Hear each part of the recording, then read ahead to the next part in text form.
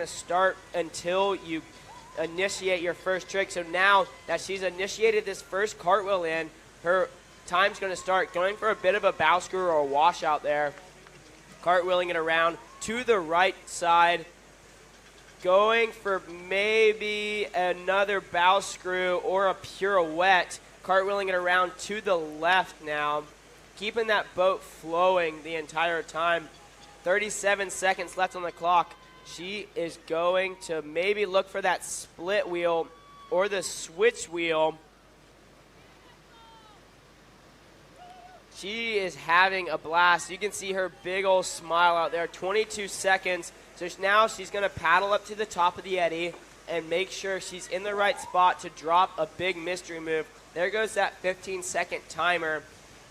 81 points on the board for Sara, but if she gets this mystery move, that score is going to drop up. She's trying to feel it out right now, getting to that shoulders under mystery, trying to work her head under, and she does. There she goes, underwater, disappearing. Yeah, that's a wonderful mystery move here as the camera looks for her to pop up somewhere in the water. There are so many different currents and features that we don't even get to see that is unique to squirt boating under the surface of the water that these paddlers are using as she comes all the way back up, finishing it with an exit move.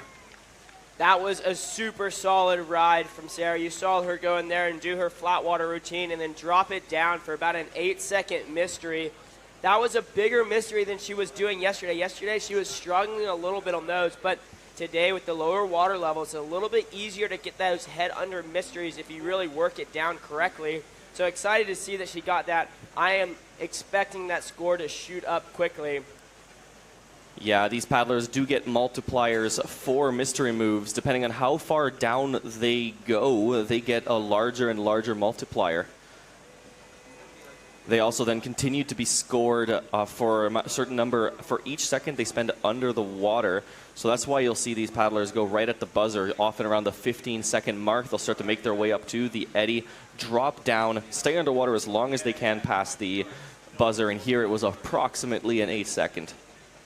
Yeah, we're just waiting to see what the score is going to do.